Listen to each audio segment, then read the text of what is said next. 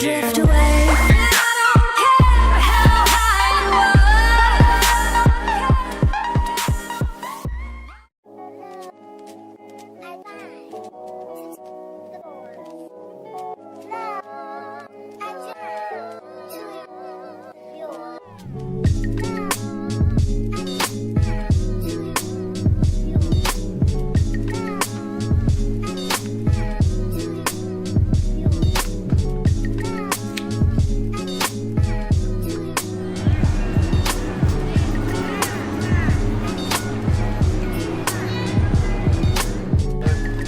Fire. Nice. Last day today, yeah.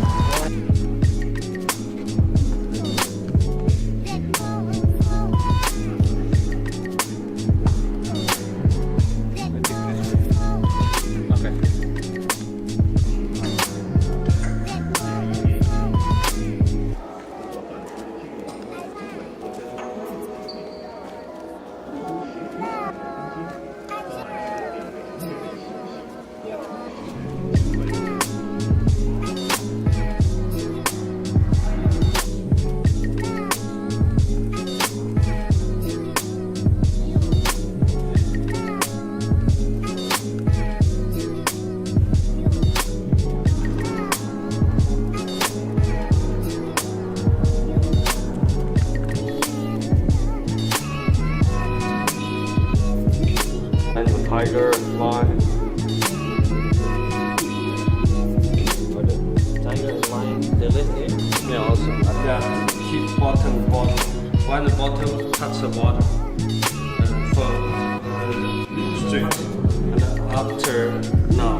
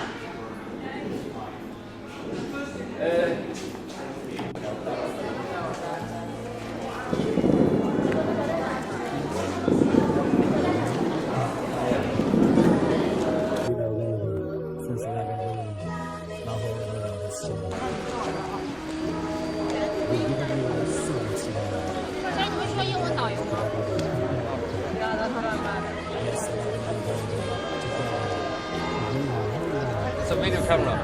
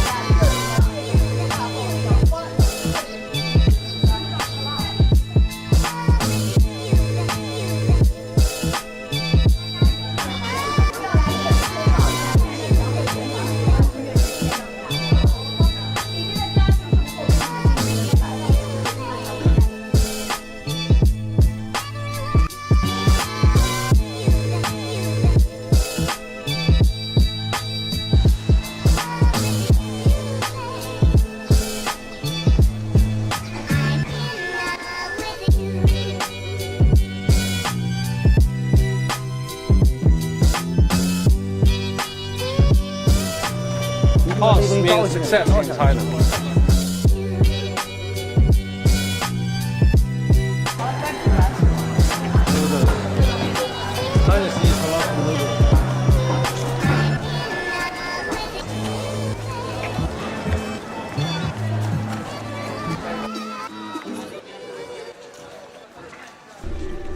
The year is 221 BC.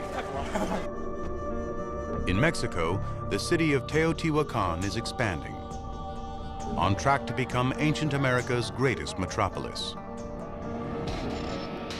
In Egypt, the city of Alexandria boasts a 400-foot-tall lighthouse, one of the tallest buildings in the world at the time.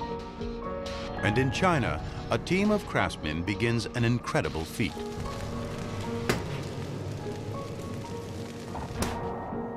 More than 2,000 years later, in 1974, farmers digging a well near the Chinese city of Xi'an discovered strange fragments of clay sculpted in human form.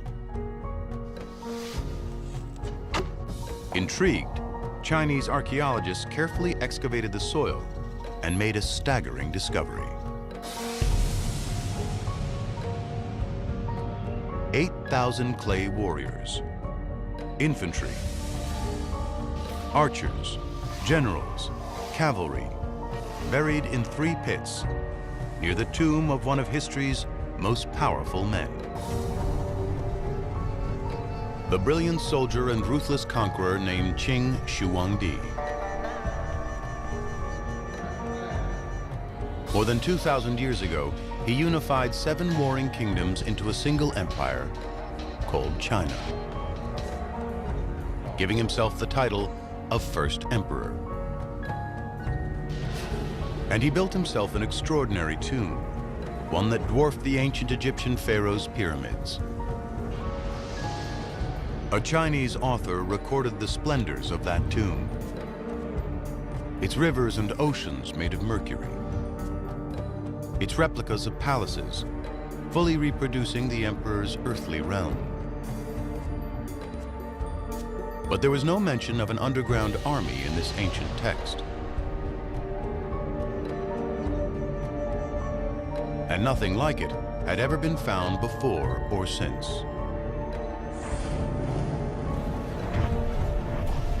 The origins of the Terracotta warriors have remained a mystery for more than 2 millennia. Now, archaeologists and scientists from around the world have joined together to find out everything they can about the statues, why they were made, and perhaps more intriguingly, how they were made. Each soldier stands 6 feet tall and weighs more than 600 pounds. Creating the Terracotta warriors was a stunning achievement. They would have cost a fortune only an emperor could afford. The task would have required years of work and endless ingenuity as workers struggled to make clay statues on a scale never attempted before.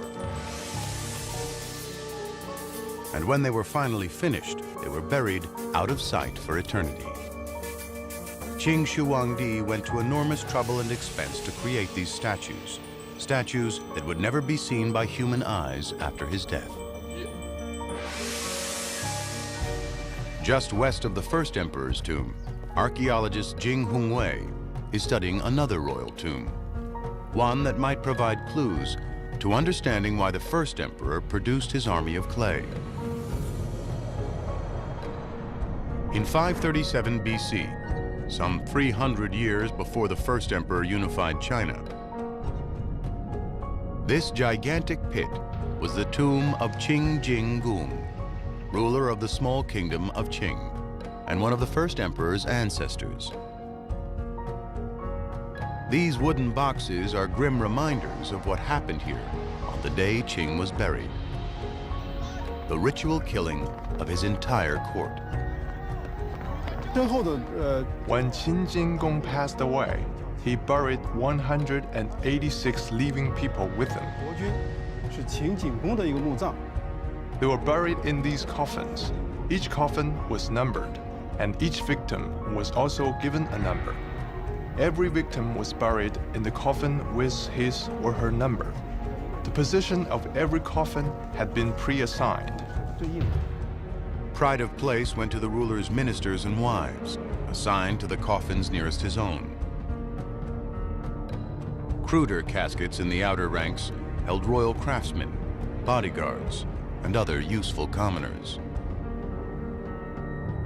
They were all killed to serve their lord in death, as they had in life.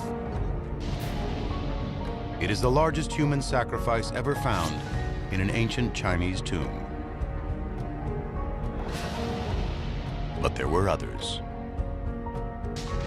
整个雍城这294年期间， Almost every big tomb would have 100 to 200 corpses.